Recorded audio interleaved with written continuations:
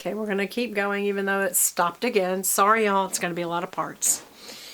Anyway, so Judah is told, it doesn't say by whom, that his daughter-in-law Tamar is guilty of prostitution and she has become pregnant in the process. And he says, bring her out and have her burned to death because she is a prostitute, which is dishonoring to him and his dead children. And she comes out and she says, well, I'm pregnant by the man who owns these. Judah recognizes them and said, she is more righteous than I, since I wouldn't give her my son Shelah. And he did not sleep with her again. She got me. The last little part I added. Now, when the time came for her to, now we're in chapter 38, verse 28, when it's time for her to give birth, she gave birth to twin boys. Here we go. Here we go again. And the midwife took out a scarlet thread and tied it on the baby that came out first. And said, this one came out first. But when he came out, he drew his hand back with the red thread on it. And his brother came out. And she said, so this is how you have broken out. And she named him Perez, because the name Perez means to break out. Then the brother who had the scarlet thread on his wrist came out. And he was named Zerah. Chapter 39. Now Joseph had been taken to Egypt. Potiphar, an Egyptian who was one of Pharaoh's officials, the captain of the guard, bought him from the Ishmaelites who had taken him there. So here we are getting this story now about Joseph and Potiphar's wife. Are you going, I'm confused. What all just happened? Just keep reading. Just keep reading. You're getting pieces and it's all going to get pulled together, okay? I'm going to skip down to verse 6 and say, now Joseph was well built and handsome, and after a while his master's wife took notice of him and said, come to bed with me. He refused. He said, with me in charge, basically, your husband trusts me with everything. No one is greater in the house than I am. It sounds a little prideful, but at the same time, not only is he handsome and well built, but now he's the most powerful man, so he couldn't have made it worse. And now she's really thinking he's something. My master has withheld nothing from me except you. And maybe that's why he pointed it out. Meaning, he loves you. He'd give me anything but you. How then could I do such a wicked thing and sin against God? And though she spoke to Joseph day after day, he refused her. He wouldn't even be with her, much less have sex with her.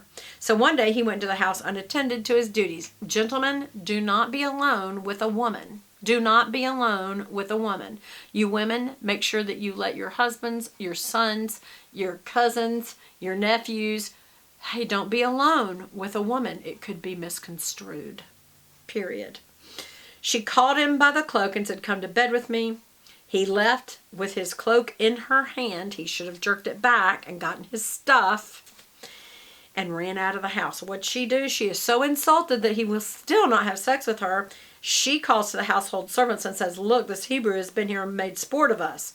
All of us. It's her. But she knows how to work it. And she says, he tried to sleep with me, but I screamed. And he left his cloak beside me, and then he ran out of the house. Look, here's the cloak.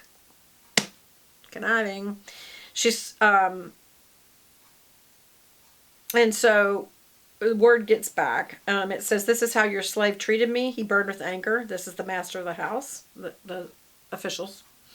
Joseph's master took him and put him in prison, in the place where the king's prisoners were confined. But while Joseph was in prison, the Lord was with him. Have you ever thought, yeah, but what if I was in a bad situation? Have you ever thought that God will never leave you even in the bad situation, but he might use the situation to still bring about his glory and his will, and you just need to hold tight? That's hard sometimes. He showed him kindness and granted him with favor in the eyes of the prison warden. So the warden put Joseph in charge of all the things that he held in the prison, and he was made responsible for all that was done there. And the warden paid no attention to anything because with everything under Joseph's care, he didn't worry about it. And the Lord was with Joseph and gave him success in everything that he did. So that guy was right not to worry about it. In chapter 40, the cupbearer and the baker. The cupbearer and the baker of the king also offended their master, and the king of Egypt. Pharaoh was angry with them and put them into jail, in the same jail where Joseph was. It was a special jail just for those who served the king. And so the cupbearer and the baker of the king of Egypt each had a dream. Who caused that? I wonder. When Joseph came to them the next morning, he saw they were dejected, meaning they're concerned about something. And he says, why do y'all look so sad today? And they said, well, we've both had dreams and there's no one to interpret it for us. Well, he interprets dreams. Then Joseph said to them, do not interpretations belong to God? Tell me your dreams, because he knows God. And so they told him that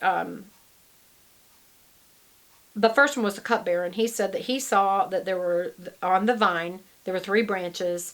It budded and blossomed, and the clusters ripened into grapes. And the Pharaoh's cup was in my hand, and I took the grapes, squeezed them, and the Pharaoh's cup, and the cup was in his hand. And Joseph says what it means is the 3 branches that were there for 3 days, within 3 days, Pharaoh will restore your position as cupbearer, just as it was when you used to be his cupbearer. And when all goes well with you, would you please remember me and tell him that I'm the one that interpreted this for you, and mention me to him and get me out of prison. And he said, basically, I've done nothing wrong, and I shouldn't even be in this dungeon. And when the chief baker saw Joseph, he said, I had a dream too. Mine had 3 baskets of bread. On the top were 3 baked goods for Pharaoh, and the birds were eating them out of the basket on my head. Joseph said, well, what this means is the baskets that were there for 3 days, and 3 days Pharaoh will lift off your head and impale you on a pole, and the birds will eat away your flesh. Sorry. Now the 3rd day was Pharaoh's birthday, and he gave a feast for all his officials. And he lifted the heads of the chief cupbearer and the chief baker into the presence of his officials. He restored the chief cupbearer to his position, so that he once again put him in charge of Pharaoh's hand. But he impaled the chief baker, just as Joseph had said in his interpretation. However, the chief cupbearer did not remember Joseph. He forgot him. In chapter 41, the Pharaoh has some dreams. When 2 years had passed, Pharaoh had a dream. So 2 years later, he's still in jail. Nobody has said, hey, he's a good guy, including the cupbearer.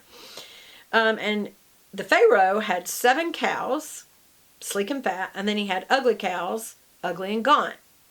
And the ones that were ugly and gaunt ate up the 7 fat cows, or the sleek cows, the healthy cows. He fell asleep again. He had a second dream.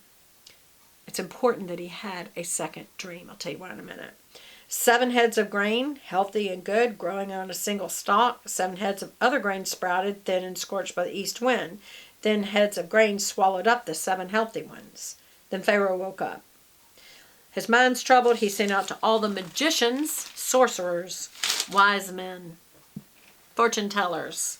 Don't listen to them, y'all. Don't ever listen to a fortune teller, horoscopes, readings of any kind. Only listen to God. If you want to know something, you pray and listen to God. And if somebody tells you they're a prophet, there's only one way to know if it's true. If what they say comes true perfectly as to what was prophesied. That is the test. And let me tell you something. Sometimes people can get at your information and make it look like it. So you don't trust anybody but God. Okay? Pharaoh told the dreams, but no one could interpret them. The chief cupbearer finally says to Pharaoh, today I'm reminded of my shortcomings. Pharaoh was once angry with his servants. He imprisoned me and the chief baker in the house of the captain of the guard. And we had dreams, and each dream had a meaning of its own. And now a young Hebrew was there with us, a servant of the captain of the guard. And he told us how to interpret the dreams, and things turned out exactly as he had interpreted them to us, and I was restored to my position, and the other man was impaled. And so Pharaoh's like, that is what happened. So Pharaoh sent for Joseph. Quickly he was brought out of the dungeon. He was shaved, his clothes were changed so that he could be present in front of high company like the Pharaoh. And Pharaoh said, I had a dream, and I've heard you can interpret it. And in verse 16, Joseph says, no, I cannot do it. He's not being obstinate. He's giving glory to God. Because what does he say next? But God will give Pharaoh the answer he desires. Then Pharaoh said to Joseph, in my dream, and he goes back over what happened about the ugly cows being eating up the healthy cows, and the grain eating the unhealthy grain. I mean, the healthy grain. The unhealthy ate the healthy, is the point.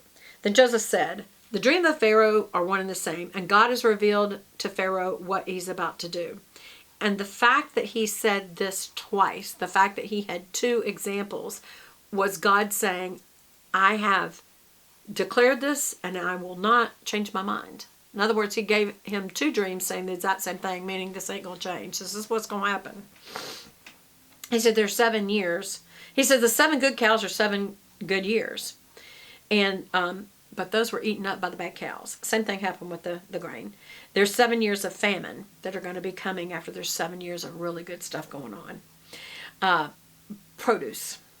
Just as I said to Pharaoh, God has shown Pharaoh what he is about to do. Isn't that interesting how honoring he is to the Pharaoh? God has shown Pharaoh what he is about to do. Great abundance are coming throughout the land of Egypt, but years of famine will follow. So this is what you're supposed to do. The reason the dream was given to Pharaoh in 2 forms is that the matter has been firmly decided by God, and God will do it soon. The reason you got 2 dreams is the matter's been decided by God. He has given you 2 examples because he's not changing his mind. So this is what you're going to do.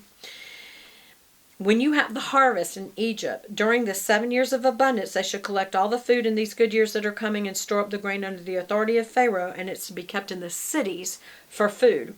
The food should be held in reserve for the country to be used for the 7 years of famine that are going to come on Egypt, so that the country may not be ruined by the famine. Can we find someone like this man, one who is in the Spirit of God? The Pharaoh said to Joseph, since God has made all this known to you, rather than try to find someone else, why don't you be in charge? You shall be in charge of my palace, and all my people will submit to your orders. Only with respect to the throne will I be greater than you. In other words, whatever this guy says, do it. I don't want my country destroyed. I am Pharaoh, but without your word, no one will lift their hand or foot in Egypt. This is now in verse 44. That was 39.